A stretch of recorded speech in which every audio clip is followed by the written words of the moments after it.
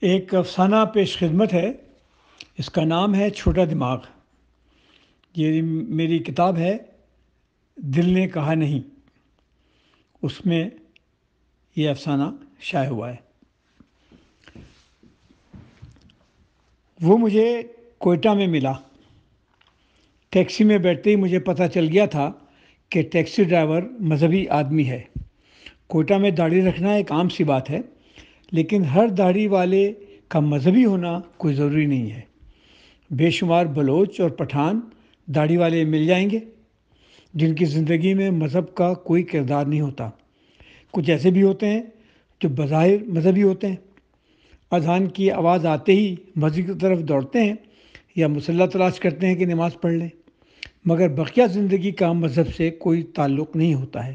وہ ہر کام کرتے ہیں جس کی مذہب اجازت نہیں دیتا ہے۔ حیرت ہوتی ہے، سمجھ میں نہیں آتا کہ زندگی اتنی متضاد بھی ہو سکتی ہے۔ کہاں سختی سے نماز کی پابندی، کہاں وہ ہر کام جس کا اسلام سے کوئی واسطہ نہیں ہے۔ میں کوئٹہ شہر میں کافی آتا جاتا تھا اور ادھر کچھ دنوں سے آنا جانا زیادہ ہی ہو گیا تھا جب سے مجھے سویڈن کے ایک سرکار کی ایک امدادی ایجنسی میں نوکری ملی تھی۔ یہ ایجنسی دنیا بھر کے غریب ممالک میں تعلیم پھیلانے اور صحت کے نظام میں اصلاحات کے لیے سرمایہ خرچ کر رہی تھی۔ پاکستان کے چاروں صوبوں کی حکومتوں کو غیر مشروط امداد دی جا رہی تھی کہ بچوں کی تعلیم کو ممکن بنائیں اور بنیادی صحت کے مراکز کو اس قابل بنائیں کہ وہاں مریضوں کا علاج ہو سکے۔ صوبائی حکومتوں کے اس کام کی نگرانی اور رپورٹنگ کے لیے مجھے نوکر رکھا گیا تھا۔ بہت اچھی نوکری تھی، اچھی تنخواہ، گاڑی، صحت کی دیکھ بھال کی ذمہ داری، اور جب بھی میں کراچی سے باہر جاتا تھا تو مجھے روزانہ کے 10,000 روپے الگ سے ملتے تھے۔ اتنی اچھی تنخواہ اور سہولتوں کے بعد یہ ممکن نہ تھا کہ ایمانداری سے اپنے فرائض انجام نہ دوں۔ مجھے یہ کہنا پڑے گا کہ میں بڑی محنت اور دل جمعی کے ساتھ کام کر رہا تھا۔ میں کوئٹہ میں پہلی دفعہ اس وقت آیا جب افغانستان میں ظاہر شاہ کی حکومت تھی۔ یہ شاید 1971 کی بات ہے۔ کوئٹہ ایک خوبصورت صاف ستھرا شہر تھا۔ جناح روڈ پر چھوٹے چھوٹے ہوٹلوں اور چائے خانوں کی بھرمار تھی۔ شہر غیر ملکی سیاحوں سے بھرا ہوتا تھا۔ یورپ سے لاکھوں سیاح ترکی، ایران اور افغانستان کے راستے کوئٹہ آتے، جہاں سے وہ لاہور کے راستے ہندوستان اور نیپال تک جاتے تھے۔ کچھ اسی راستے سے اپنے ملکوں کو واپس چلے آتے اور زیادہ تر کھٹمنڈو سے جہاز کے ذریعے یورپ اور امریکہ واپس لوٹ جاتے تھے۔ اس زمانے کا کوئٹہ ایک علمی شہر تھا۔ کالجوں میں طالب علم پڑھتے تھے۔ نئی بلوچستان یونیورسٹی میں سارے ملک کے پڑھے لکھے لوگوں کو فیکلٹی کے طور پر جمع کر لیا گیا تھا۔ بلوچی اور پشتو زبان کی ترقی کے لیے کام ہو رہا تھا۔ سرکاری طور پر اردو زبان کی سرپرستی کی جا رہی تھی اور ادبی سنگت کے اجلاس ہوتے جن کی خبری کراچی کے اخباروں میں پابندی سے چھپتی تھی۔ پشتو ادبی جرگہ ہوتا تھا۔ شہر میں کتابوں کی دکانیں تھیں۔ بے شمار بلوچ اور پٹھان طالب علم دوسرے صوبوں میں پڑھنے جاتے تھے۔ تعلیم سے دلچسپی ایک عام بات تھی۔ اردو، انگریزی اور بین الاقوامی ادب کے بارے میں محفلیں منعقد ہوتی رہتی تھیں۔ کوئٹہ کا نام سنتے ہی دل و دماغ میں ایک احساس بجلی کی طرح دوڑتا چلا جاتا تھا۔ وہ زمانہ اچھا تھا۔ افغانستان میں گوتم بدھ کا بڑا سا مجسمہ استادہ تھا۔ وہاں کے مسلمانوں کو خون نہیں لگا تھا۔ معصوم بے فکر نوجوانوں کو ذبح کرنے کا رواج نہیں تھا۔ لڑکیوں کے سر پر گولی نہیں ماری جاتی تھی۔ لوگ امن پسند تھے۔ نوکریوں کی اس وقت بھی کمی تھی۔ بے روزگاری اس وقت بھی عام تھی۔ وڈیروں، سرداروں، خانوں کا استحصالی نظام اس وقت بھی موجود تھا۔ ایران اور افغانستان میں بادشاہت تھی۔ پاکستان اور ترکی میں آمریت تھی۔ لیکن ایسی کوئی تحریک نہیں تھی کہ مخالفوں کے سر قلم کر دیے جائیں۔ زبان و نسل کی بنیاد پر معصوم بچوں کو موت کے گھاٹ اتار دیا جائے۔ اسکرٹ پہن کر گھومنے والی غیر ملکی خواتین کو تیزاب سے جلانے کی دھمکی دی جائے۔ موسیقی سننے والے نوجوانوں کو کوڑے مارے جائیں اور رقص کرنے والی بازاری عورتوں کو سنسار کیا جائے۔ دنیا بدلی نہیں تھی۔ مجھے یاد ہے میں ابا کے ساتھ ان کے ایک دوست جو گورنمنٹ کالج کوئٹہ میں انگلش پڑھاتے تھے، والد صاحب کے انتقال پر تعزیت کے لیے آیا تھا۔ کوئٹہ کا گورنمنٹ کالج ایک اچھا تعلیمی ادارہ تھا جہاں بہت سارے غیر بلوچی، غیر پٹھان استاد تعلیم و تدریس کے شعبے سے وابستہ تھے۔ اور اس وقت تک قوم پرست بلوچوں نے پنجابی استادوں کو قتل کرنے کا سلسلہ نہیں شروع کیا تھا۔ اس وقت کے پٹھان بلوچ آج کے تعلیم یافتہ بلوچ قوم پرست مذہبی پٹھانوں سے بہتر تھے، جن کے ہاتھوں میں اسلحہ اور دلوں میں نفرت نہیں تھی۔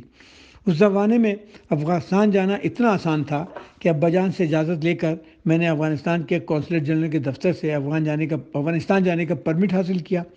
میں اور ابا جان کے دوست کا بیٹا تیمور 6 دن کے لیے افغانستان چلے گئے۔ کوئٹہ سے چمن کے راستے قندھار، ہرات اور کابل گھوم کر واپس کوئٹہ آ گئے تھے۔ اس وقت قندھار کے بازار الف لیلہ کی کسی کہانی کے کسی شہر کے بازار کی طرح تھے۔ پرانی عمارتیں، روایتی لباس پہنے ہوئے پٹھان عورتیں اور مرد، بے شمار قہوہ خانہ جہاں پشتو اور فارسی کے گانے چل رہے تھے اور فنکار اپنے فن کا مظاہرہ کر رہے تھے۔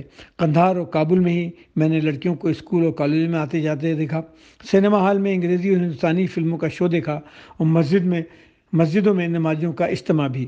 کابل یونیورسٹی کے کینٹین میں طالبات کی موجودگی میں چائے پی اور خوبصورت افغان لڑکیوں کو دیکھ کر حیران بھی ہوا جو مجھے انگریز لگی تھیں۔ مجھے ابھی بھی یاد ہے اس وقت کی کابل یونیورسٹی کو دیکھ کر میرے دل میں شدید خواہش ہوئی تھی کہ یہاں آ کر پڑھا جائے، اور واپس آ کر جب ابا سے ذکر کیا تو انہوں نے کہا پہلے یہاں کی تعلیم تو مکمل کر لو، پھر دیکھا جائے گا۔ اس وقت افغانستان میں سعودی، یمنی اور مصری مسلمان نہیں آئے تھے۔ اس وقت وہاں لڑکیوں کو کوڑے نہیں لگتے تھے، ان کے سر نہیں قلم کیے جا رہے تھے اور نہ ان کے اسکولوں کو تباہ و برباد کیا جا رہا تھا۔ بادشاہ ضرور تھی، غربت بھی موجود تھی، مگر لگتا تھا کہ قوم کسی رخ پر سفر کر رہی ہے، ترقی کا سفر، اعتماد کا سفر اور سب سے بڑھ کر ایک برداشت کا سفر۔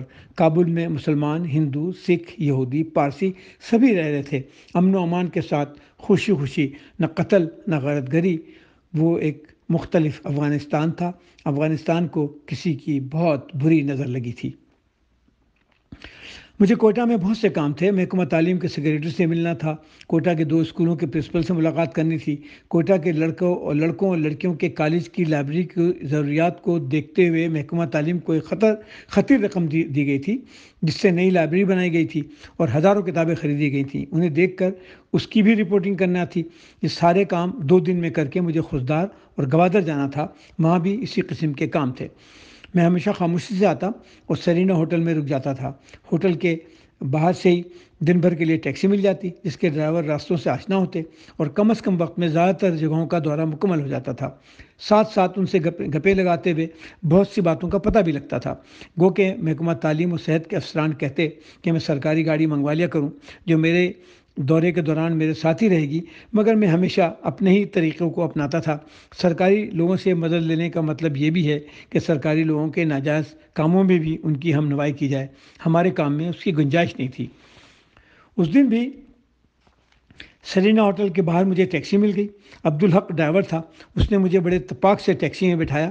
میں نے اسے بتایا کہ مجھے شام تک ٹیکسی درکار ہوگی جس کے میں اسے 2000 روپے دوں گا اور زیادہ تر وقت اسے انتظار کرنا ہوگا۔ مجھے پہلے بلان میڈیکل کالج کے اسپتال میں جانا تھا، پھر محکمہ صحت کے سیکریٹری سے ملنا تھا، جس کے بعد لڑکیوں اور لڑکوں کے کالج میں رکنا تھا۔ وہ فوراً ہی راضی ہو گیا۔ سرینا ہوٹل سے بلان میڈیکل کالج کا اسپتال بہت زیادہ فاصلہ نہیں ہے۔ راستے میں افغان مہاجرین کا کیمپ بھی پڑتا ہے۔ میں نے معمول کے مطابق عبدالحق سے گپ شپ شروع کر دی۔ عبدالحق پٹھان تھا، کوٹہ سے ہی اس کا تعلق تھا۔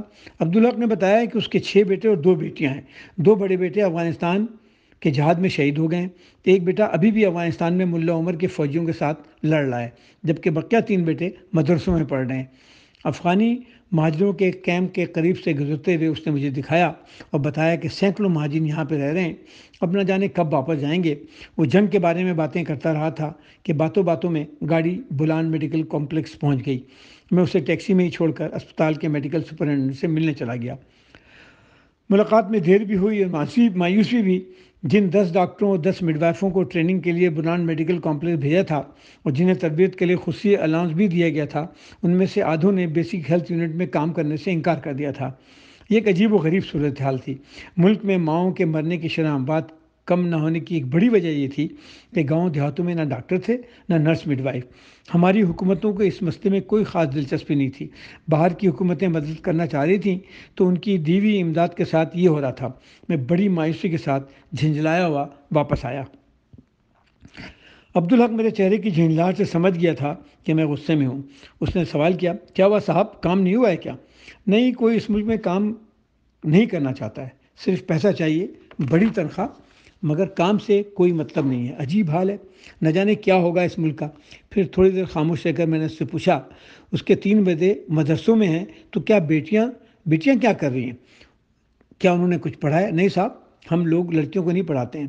دونوں کی شادی کر دی ہے، دونوں اپنے شوہروں اور بچوں کے ساتھ خوشگوار زندگی گزار رہے ہیں۔ اس نے بتایا۔ ان کے شوہر کیا کرتے ہیں؟ میں نے سوال کیا۔ دونوں کراچی چلے گئے ہیں، یہاں کے حالات کا کچھ پتہ نہیں ہے، اب کیا ہو جائے، کب کیا ہو جائے، کسی کو پتہ نہیں ہے۔ وہ لوگ کراچی میں ٹھیک ہیں، خوش ہیں، کام کرتے ہیں، کھاتے ہیں۔ عبدالحق نے جواب دیا، اوپر والے کی بڑی مہربانی ہے۔ خان صاحب، آپ کو پتہ ہے پاکستان میں ہر سال 30,000 عورتیں مر جاتی ہیں، اور ہزاروں عورتیں صرف اس لیے ناکارہ ہو جاتی ہیں کہ ان کو دیکھنے کے لیے نرسیں اور مڈوائف نہیں ہوتی ہیں۔ ادھر کے ڈاکٹروں اور نرسوں کو ہم نے تربیت دی ہے، اب وہ کہتے ہیں کہ ہم کام نہیں کریں گے۔